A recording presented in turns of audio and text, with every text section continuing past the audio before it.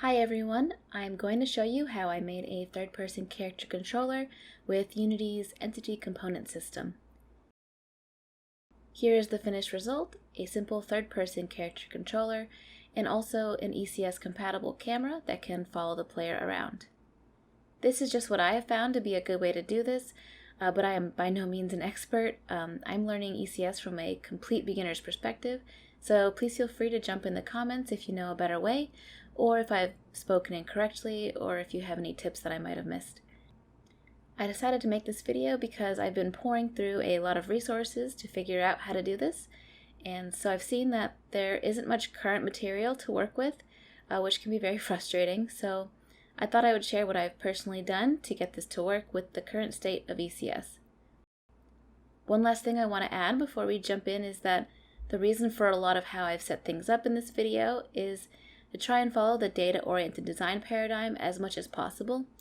It's definitely hard, since I'm a beginner, to get out of that object-oriented mindset, but I think it's important to note that this is the guiding principle behind the choices I'm making in this video. I'm going to open up the latest version of Unity, which at this point was 2020.1, so you can go ahead and use that version to follow along. Okay, I'm just making a new blank 3D project, and I will name it Open World because that's kind of the direction I plan to take the basic character controller after we get that implementation working. Here is our blank, fresh, new Unity project.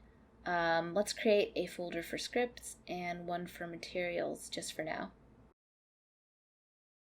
Now we can import the dots and ECS packages. So we just need to go ahead and click this gear icon and open up Advanced Project Settings.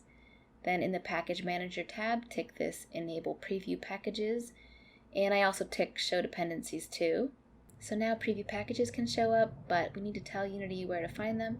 So hit this plus button to add package from Get URL and type in com.unity.rendering.hybrid for the hybrid renderer package and just hit add and then wait till that installs.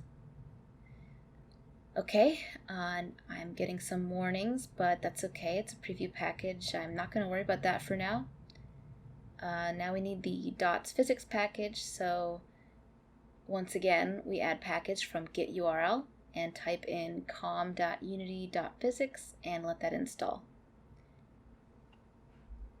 Alright, so now if you have dependencies on, you can see that a lot more packages like entities were installed and we are good to go for now. We can add more packages later, but I believe this is all we need to get started. Now we're going to make a ground placeholder, and for that I will create a subscene to store it in, which automatically converts anything inside to an entity. Basically, my understanding is that it's an already optimized method of entity conversion, so that is why we want to use subscenes as much as possible. It's kind of not the best name, but it's just going to store our basic plane to act as the ground for now, so that's okay. Now we can add a plane, which we can just name as ground. Scale this up.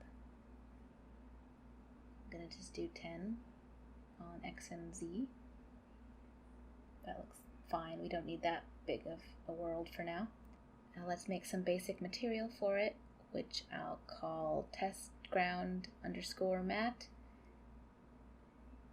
And we can make this green and just drag it on. Okay, now save the subscene and you can untick the subscene box when you're finished editing it. And if you want to make changes, you could just retick it. Like for instance, we can get rid of this mesh collider as we don't need that. And then untick it again when you don't need to make changes. Now we will make a player, so right click and make an empty object and rename it as player. And then as a child of that empty object, we can make a capsule, which we can name as player body to be our placeholder body. And we can make a player material as well and call this test body underscore mat drag the material on, and let's go for a nice cheery looking color for this little guy. So I'm just going to tweak the settings until I have something I like. In the capsule, we can get rid of the capsule collider because we will be using the ECS equivalent, which is the physics shape component. And then we can give this guy some eyes to indicate which direction is forward. So make some sphere game objects as children of player body. And I'll make a new eye material for them as well.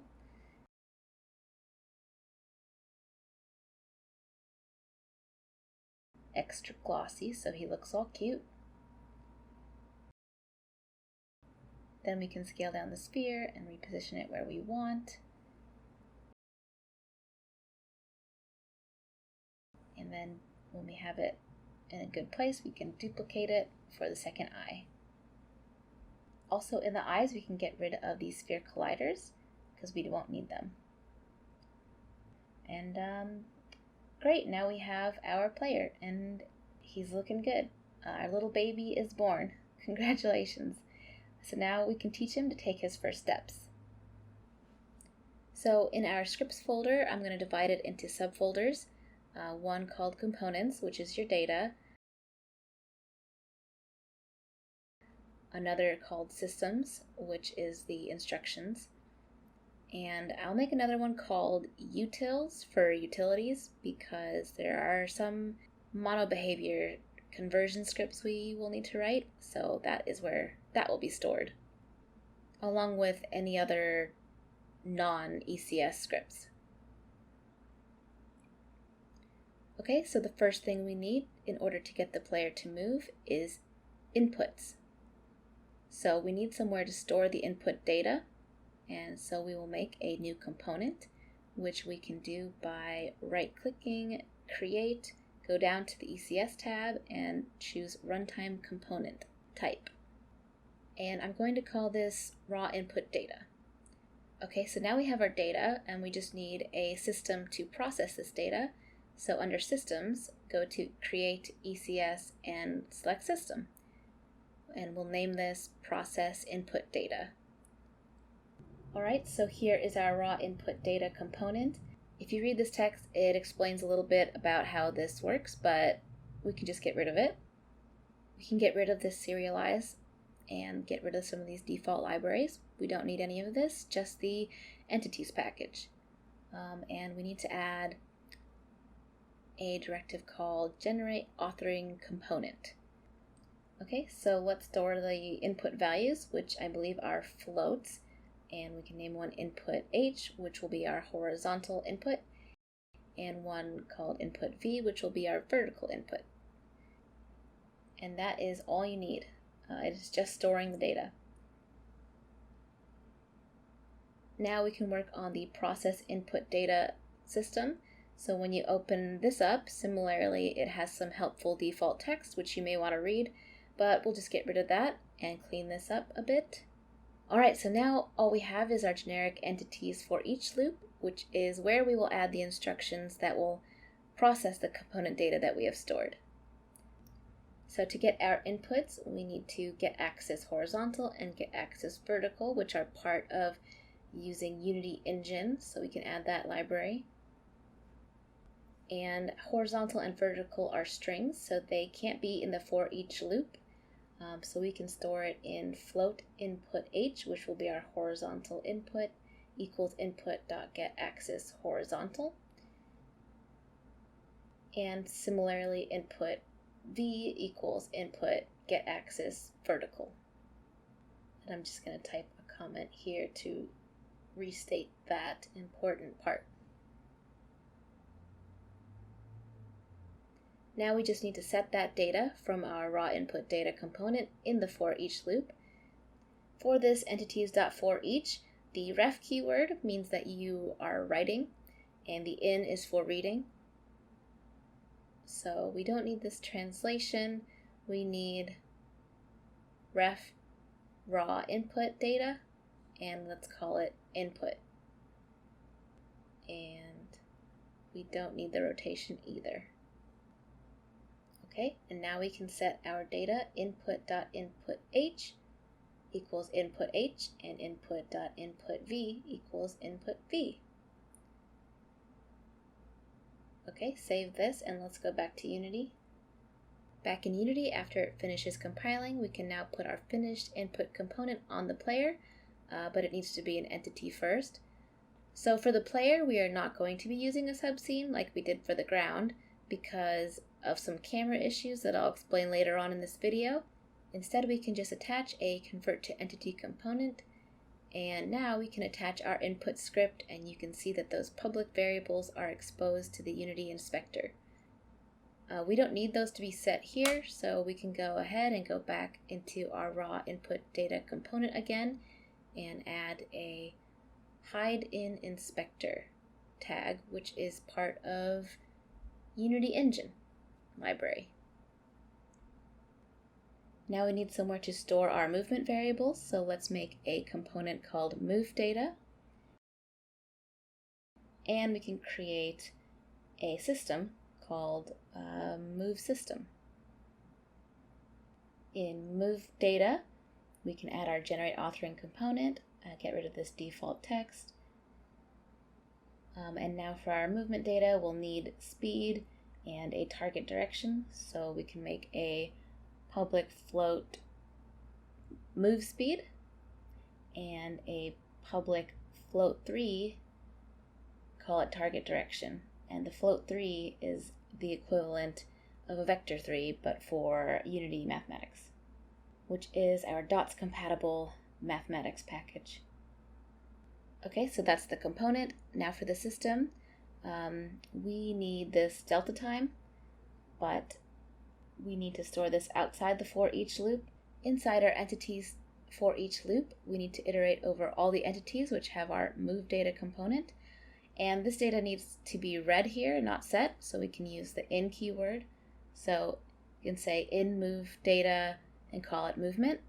We can keep this ref translation because we're going to be writing to this translation value, which is kind of the ECS equivalent of model behavior transforms.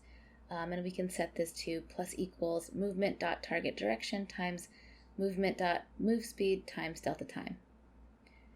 We set the move speed in the inspector per entity, and the target direction is based on our input values. So we need to set the target direction where we process our input data. So in process input data, in the for each loop, we add a ref for move data because we are writing to it, and we will set the movement.targetDirection to a new float 3 made of our input horizontal and input vertical. One more thing we can do is go back to our move data and hide the target direction from the inspector, just to be clear that we're not setting it here. And now we can save all our scripts and let the engine recompile. Now we can add the move data component onto our player and set our speed variable to 2 or whatever you like. And then when we press play, we can see that the player will now move on input press. You may have noticed that when I pressed play, it had a bit of a delay before the game started, and that can be pretty annoying. So there are settings that you can tweak in the editor so that it doesn't take a long time to load the game every time you hit play. So go into your project settings, and under physics you can uncheck auto simulation, and then under editor in enter play mode, check the first box for enter play mode options, and then leave these reload domain and reload scene unchecked. Now when you hit play, it should be much faster. Okay, great, so our player moves, but now we want him to rotate to the direction of the input keys. So we can go ahead and make a rotate data component and a rotate toward system. I am choosing to make rotate its own component here rather than store that data in our move component because everything that moves I may not necessarily want to rotate, and vice versa. In our rotate data component, let's add generate authoring component, and all we need for now is a public float for the rotation speed. In the rotate towards system, we are going to interpolate the current rotation towards the input direction the player will be facing. So besides reading in our rotate data, we also need to read the direction which we have stored in our move data component. We are going to use the Unity mathematics equivalent for a look at rotation, which is going to be quaternion, which we'll call target rotation, equals quaternion.lookRotationSafe, take in our movement.targetDirection, and math.up, which tells the player where to look and on what axis he needs to rotate. Now we are setting our rotation value to be a math.slurp to smoothly rotate from our rotate value to our new target direction at our rotate data.rotate speed. Okay, so we save this and go back to Unity, wait for it to compile, and now we can attach the rotate data component to the player, set a rotation speed, and we can test it. And there you go, the player rotates in the direction of the inputs. One more thing to add, if you notice that when you aren't holding down an input, the player still snaps back to a certain position, which is because no inputs is 0 value, which does still correspond to a direction. So we can just solve this and go back into our code, check to see if the input isn't 0, because I want the player to remain facing towards the last input received. We can do this with a if not movement.targetDirection equals float3.0, which is just a zeroed out float 3.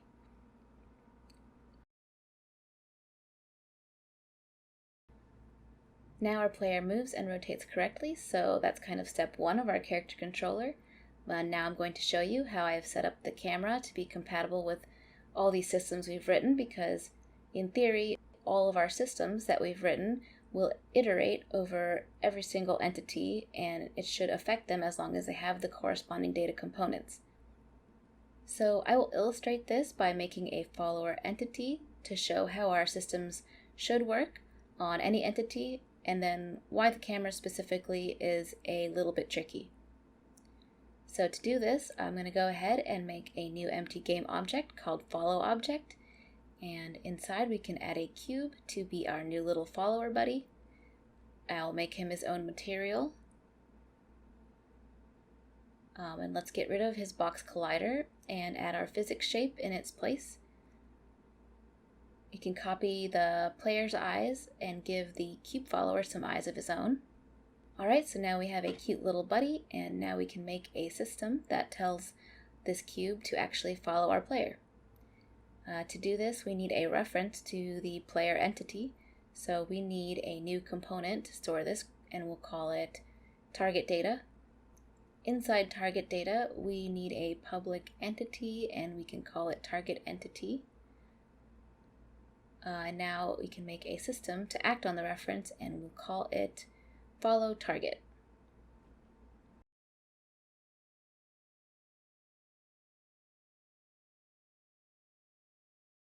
So in follow target, what we need to do first is get component data from entity, and we're getting the translation. This is going to return an array of all the entities with a translation component. And if we can't find a translation that matches our target entity, we can return out of the loop. Alright, now we can set this translation to be our target position. And now we need a ref to our move data, which we'll call movement, so that we can set our movement.targetDirection equal to our target position.value minus our follower's own translation value. And for this, we also need a in translation.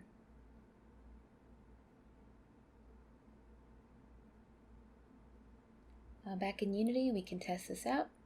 Let's drag our target data to our follower object. Okay, it's not letting me because I forgot to add the generate authoring component. So let's change that really quickly in our script.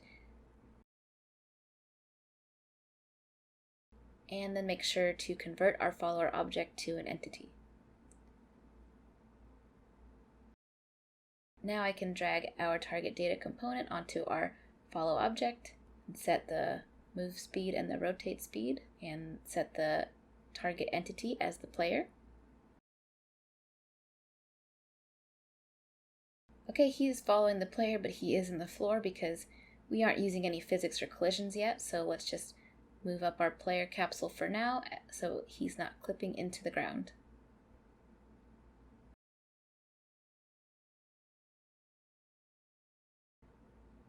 Okay, there we go. We have a little follower guy that will follow the player around.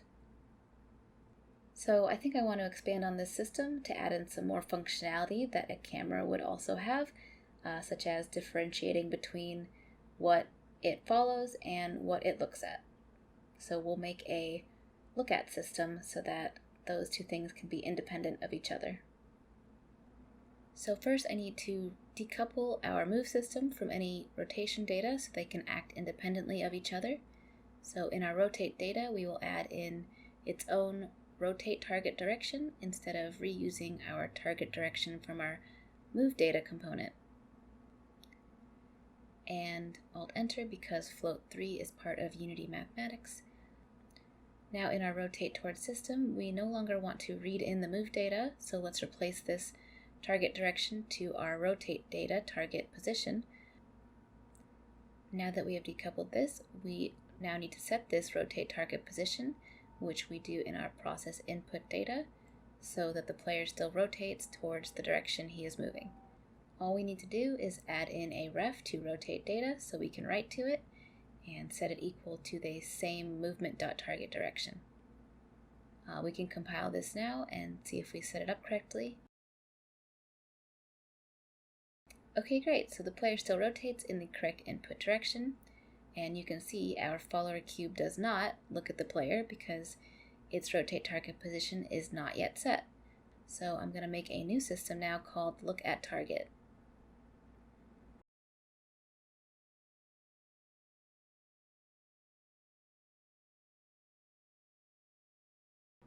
We can just copy and paste a similar code from our follow target system, but let's change our rotate data to a ref and also read in our target data and read in the translation.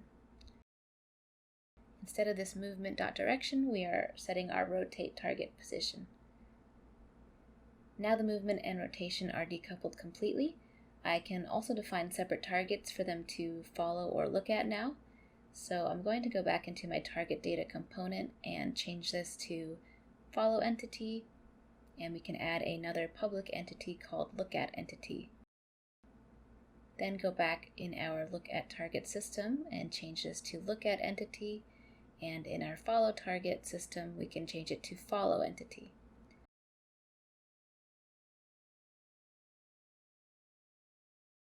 If we remove the movement component, it should also still rotate to look at us but not move towards us. Now we have a look at system. We can also add some code to make sure the follower doesn't rotate upwards as well. Once we add in physics and gravity, I think that will nullify the need for this, but we can just go ahead and do it anyways just to see. In our look at target system, I'm going to zero out the Y component of the rotate target position. Okay, let's test the code. And there you go, the cube is now looking at the player without tilting upwards. Okay, so you can see that this code applies to a follower object, and I think it would also be a good basic set of systems that we could apply to a camera object. And if you comment out that line where we zeroed out the Y value, then we could also have the camera look down or up at the player, depending on its Y height. Okay, so the reason I made the follower object was to demonstrate that the systems we have written are going to work on every entity that has the corresponding components. But the camera is a special game object that needs to be converted a little differently if we want it to behave the same way as our follower object. Alright, so if we go to our camera and treat it like we did our follower object and put all the same components onto it and do a convert to entity, you will see that it doesn't function properly. So what we need to do is convert and inject it instead of convert and destroy when you're converting to entity. I'll try to explain why, but being new to ECS, I may not have the best explanation, so I'm going to advise that you research this more on your own or find more qualified people to get a better understanding.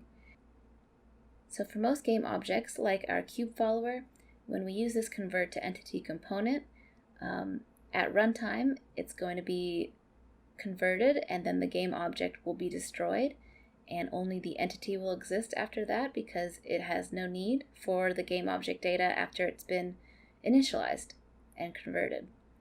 So the camera, on the other hand, is still somewhat reliant on the functionality of its game object, so we don't want this to be destroyed, and instead we need to inject the game object so that it will keep this data around at runtime, and we can use it to pass data between the ECS context and the game object context.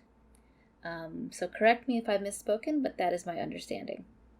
So when I hit play, even though we have converted and injected the camera, it's still not affected by any of the systems we've written, and we can check in the Entity Debugger what is happening, which you can find in Window Analysis Entity Debugger, and we can see that our main camera is being converted to an entity, and it has all of the components that we want: move data, rotate data, and target data. So in order to get our camera to behave the way we want and use our systems, we are going to need to convert it manually. So in our utilities folder, we can make a regular C# monobehavior script that I'm going to call convert camera. To set up this conversion class, we need to add the entities library, and we need a public entity manager, which we'll call entity manager. And now we need to initialize the entity manager, which we can do in private void awake. And we set our entity manager equal to world.defaultGameObjectInjectionWorld.entityManager. Now for the conversion, we are going to add the iConvertGameObjectEntity. Alt-Enter to implement this interface. So now that gives us this convert method.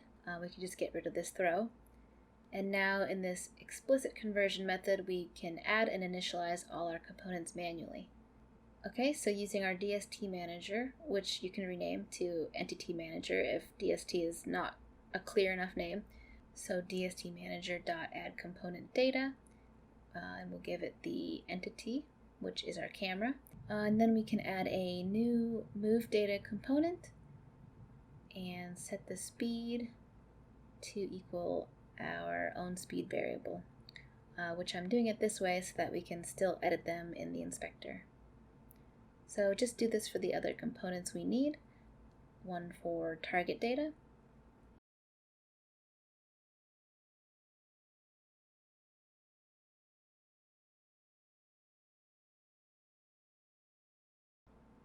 one for rotate data,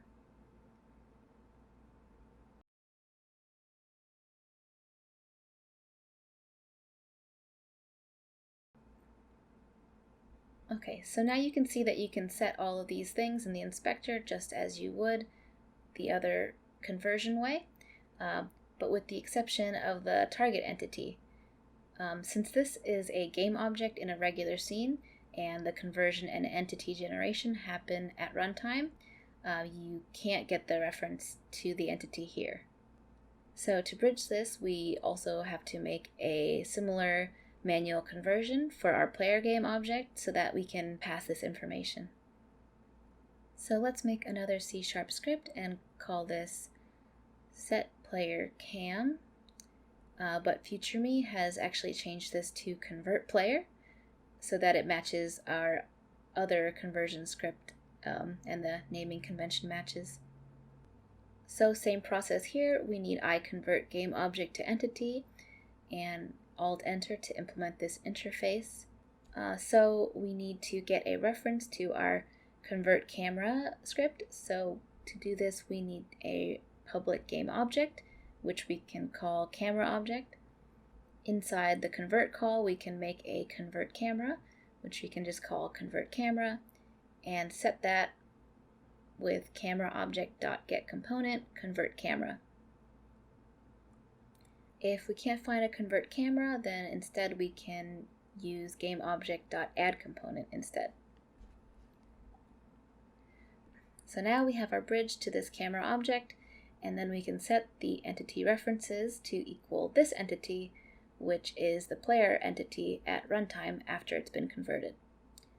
One last thing that we need to do, which is very important, is to add component data so that our transform can actually be manipulated within the ECS context.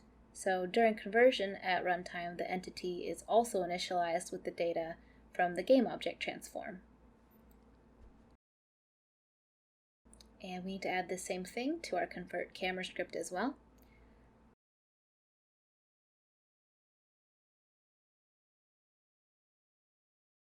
Now we can drag the main camera object onto the script, formerly known as setPlayerCam, which I have now renamed to convertPlayer. I've also added some cubes to the camera just so that you can more easily visualize it in the scene.